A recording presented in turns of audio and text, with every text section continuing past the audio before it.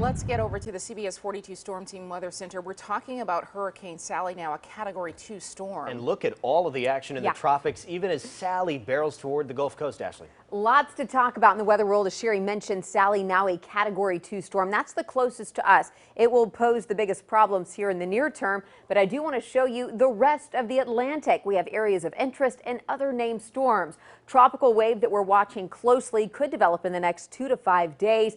We have Tropical Storm Vicky and Teddy. We have the remnants of Renee to our north. Now, most of these will remain fish storms like Teddy, Renee, even Paulette, which is a hurricane. It re-intensified, but Sally is what we're focusing on right now. The tropical wave towards Texas will continue to slide south towards the country of Mexico. That leads us down our named storms. We only have one official named storm left on the predetermined name list for this year. That's Wilfred. And then we start checking off the Greek alphabet after Wilfred becomes Alpha. So we probably will get there here in the near term. But today we're talking Sally. Category 2 hurricane, winds at 100 miles per hour, expected to make landfall late Tuesday night as it veers northeast Wednesday morning, crossing through South Alabama, and it is going to be a wet mess for parts of coastal Florida, South Alabama, and even portions of central Alabama. Here's the timeline. Tuesday, 7 p.m. The eye of that storm will be just offshore of Mississippi.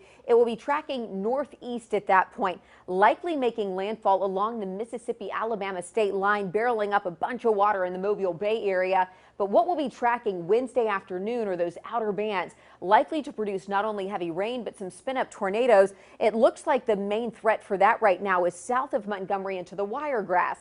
It looks like it's going to be a rainy mess north of 85 up towards I-20. So rainfall still going to be a big part of our picture. We may not see the spin-up threat as great, but we can't rule it out completely. As we move through Thursday morning, the rain begins to taper just a bit. I'll still put our greatest chances of rain very late Tuesday night into Wednesday and early Thursday morning. By Friday, the rain moves out, and then we'll start to see clearing skies for the weekend. So the severe weather threat for us is likely going to be that rain, the elevated the water levels there, but the tornado threat's going to be low to medium for us, and then some big temperature changes after this rain moves out. So we'll remain with a weather aware Wednesday and Thursday only because of that rain of impact and also an outside chance of a spin-up storm.